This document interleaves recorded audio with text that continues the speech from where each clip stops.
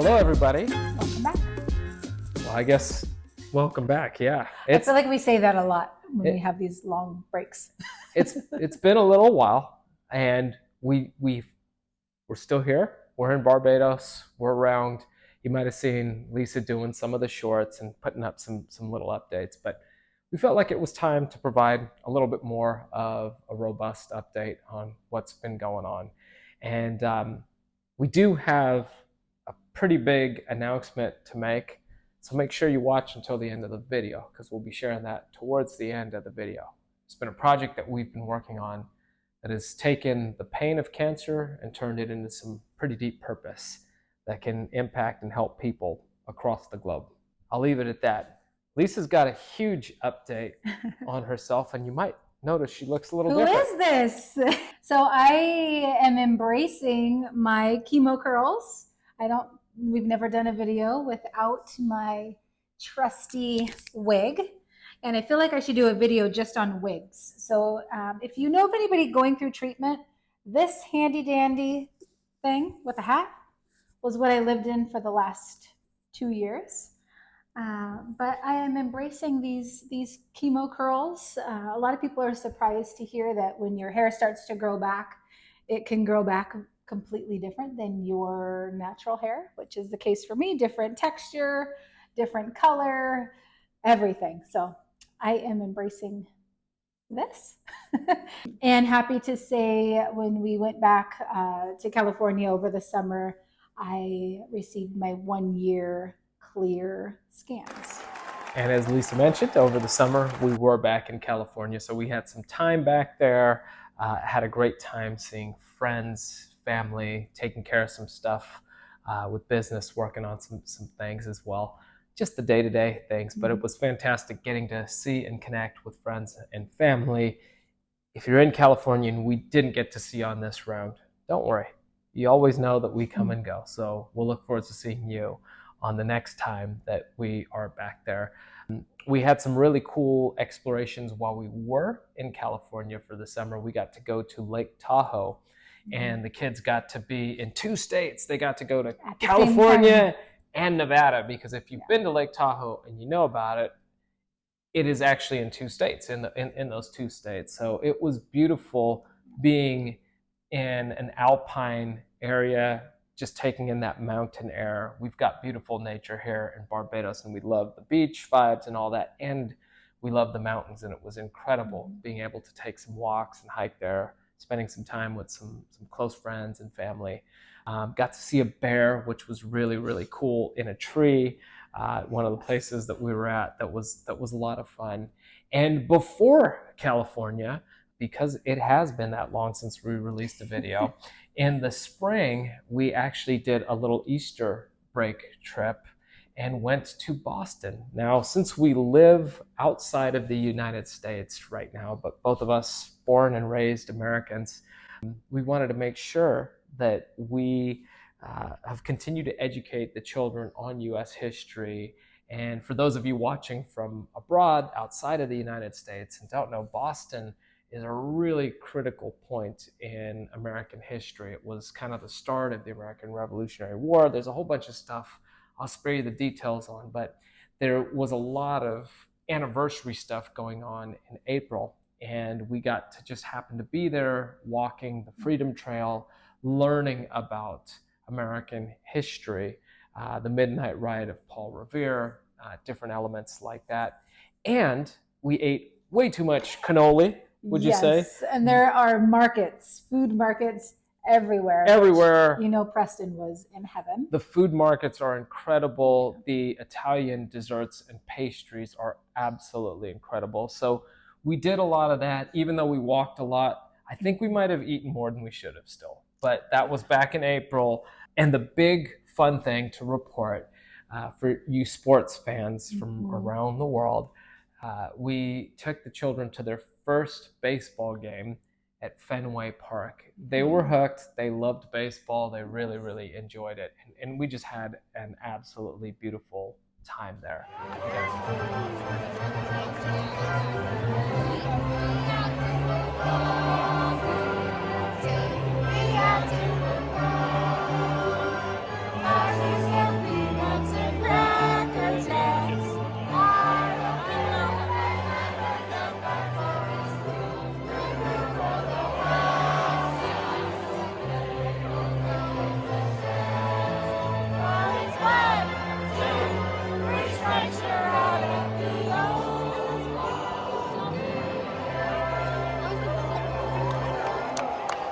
and got to spend some time, again, just exploring the whole region, Boston and the Cape Cod region as well, which is really, really a cool area. It's very cool. So on that note, and we got to go when we went to Fenway Park, which is iconic, and we had bleacher seats, so the kids got to experience bleacher, not just a regular seat, but bleacher seats, which was its own adventure.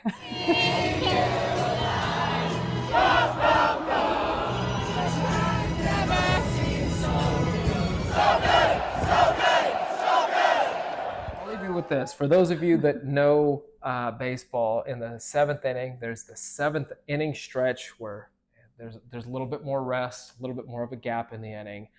3 rows up in front of us, there was a group of folks that were there. One decided to take their shoe off, pour their beer into the shoe, and pass it to their friends. And everybody in our section gagged out loud, and the kids were like, what is that? And we said, welcome to a proper baseball game. And it was hot, so you know that shoe was full of sweat and funk. And even if it wasn't hot, disgusting, it was still full of funk. So it was amazing though. Outside of that, we've been back here, all the standard routine stuff, taking care of business, working on work stuff, and routines.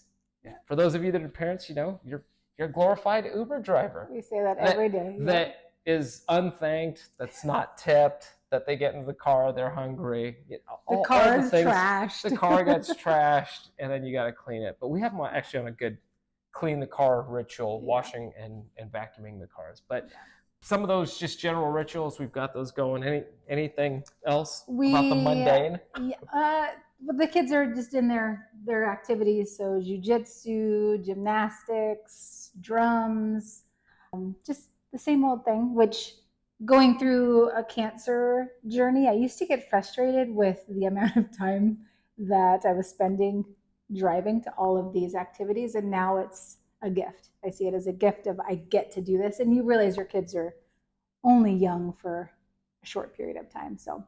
Yeah, I think there's some great wisdom within that. Is it's easy for us to just get so caught on this work, and I got this work project that's due, budget, whatever. And I'm not minimizing those. Those are actually super important. I've run a business and understand the heat of that. And the children, the time that we get with them, it just gets less and less. And every day and every year that ticks off, especially as they get to these teenage years, just condenses more and more. Somebody once said, I think, something like 90% of the time on average that you will spend in close proximity to your children is in the first 18 to 20 years of their life. It's not that you don't see them and don't have a relationship with them. It's just as they get older, they have their own lives.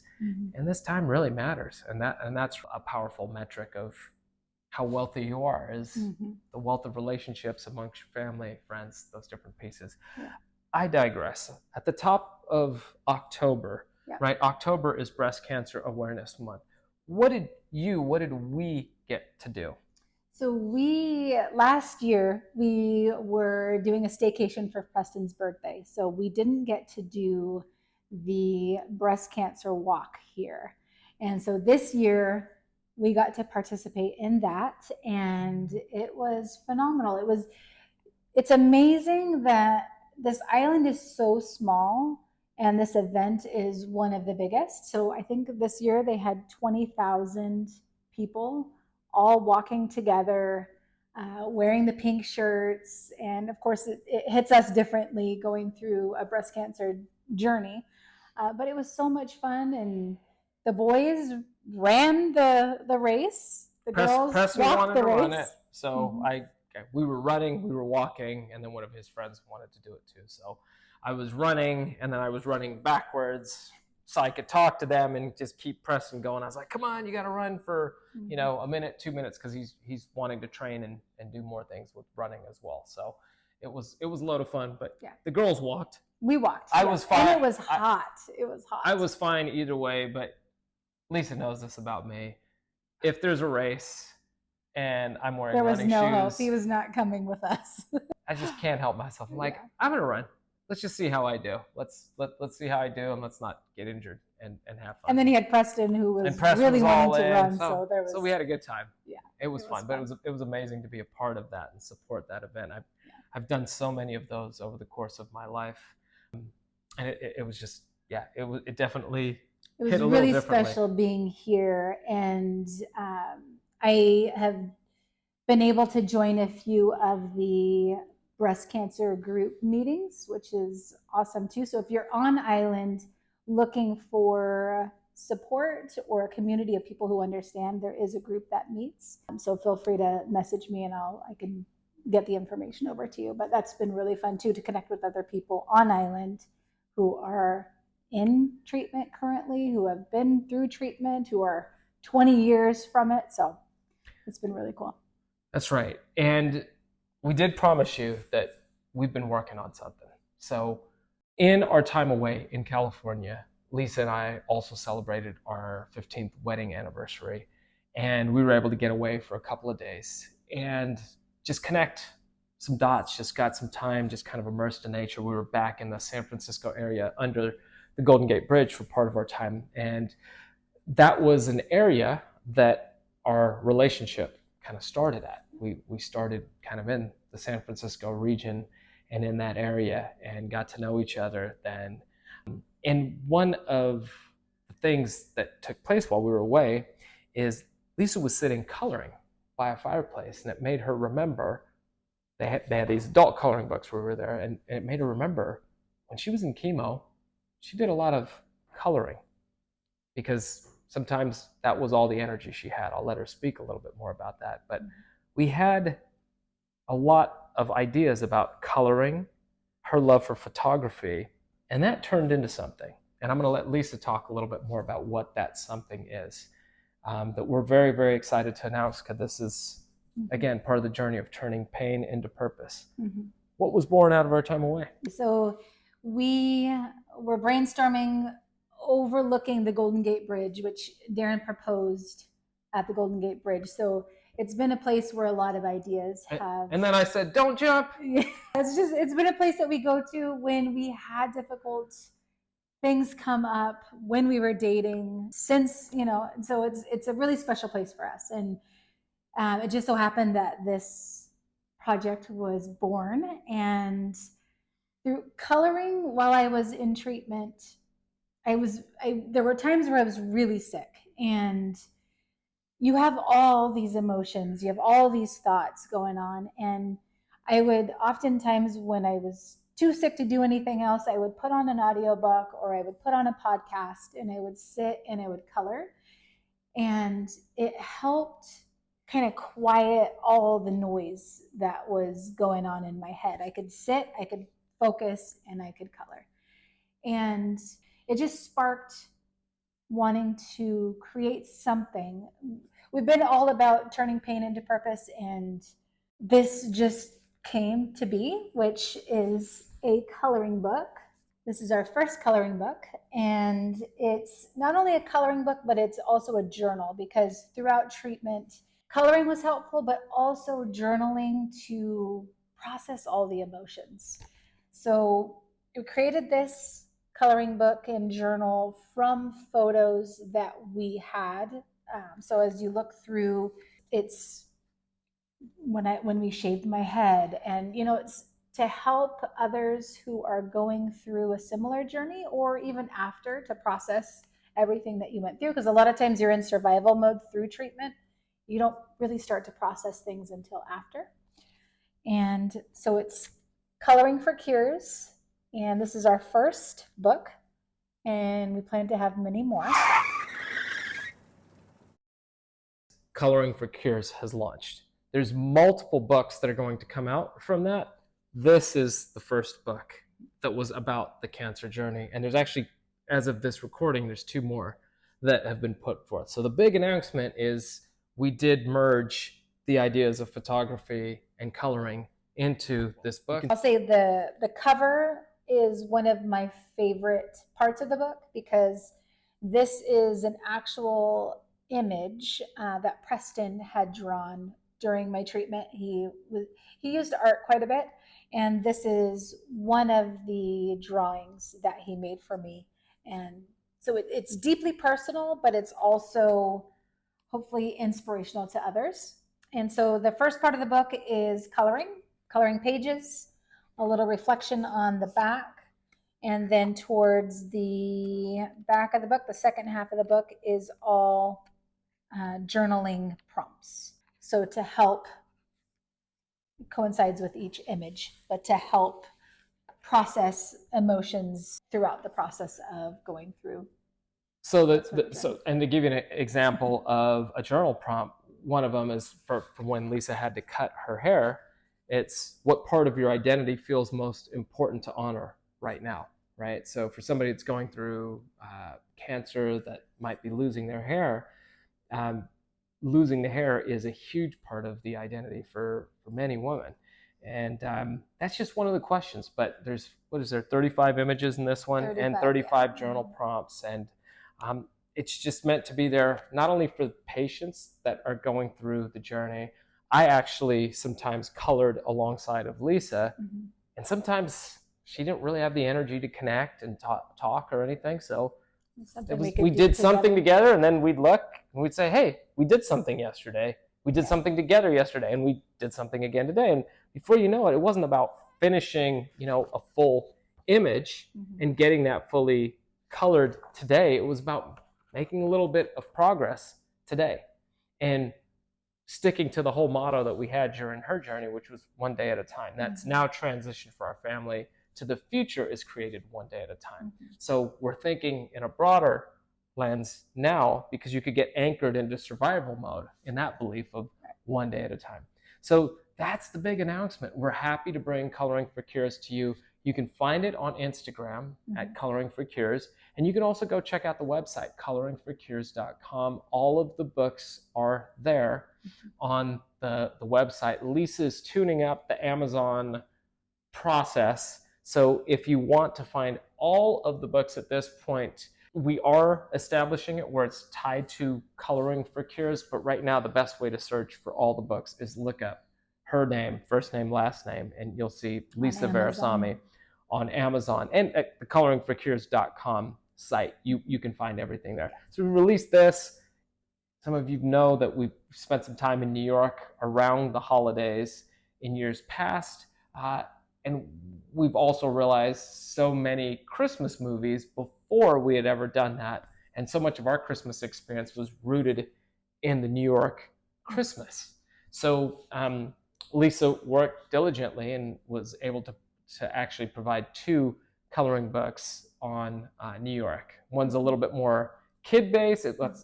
I wouldn't say it's only for kids. That one could be for adults, but it's a little bit easier. It's more big and bold. Not as detailed. And then one is a little bit more detailed depending on where you're at. And your type of coloring. So I've realized I like the simpler pages where Darren is really good at the very detailed pages. And even if I get one that's simple, I'll do it simply, but I enjoy messing with the shading and the blending of colors and stuff like that with coloring pencils. So that is our big piece. We're really happy to announce that. And we are going to get out of the habit of these 6-month deserts. Just so you know, if you want to hold somebody accountable for that, it's her. Yes. Is that true or is that true? Many of you think I'm the one behind. I'm not. She does the camera. She says, talk about this. I run my mouth. That's what I do. I get talking notes together. I'm like, oh, this is a good idea. But Lisa's the architect and the builder of and the editor. That's she's the one that responds. We get the emails, Darren. No, it's not me. It's all Lisa. She'll tell me if there's something I need to know. But she's the one. But I think we have a path. We're excited to bring more videos because our kids have loved looking back at the journey that we've had. And we're excited to highlight more parts of the island. So stay tuned for more videos to come on a more regular basis. On that note, we'll leave you. You can find the links below to Coloring for Cures, and we'll see you in the very near future. Take care.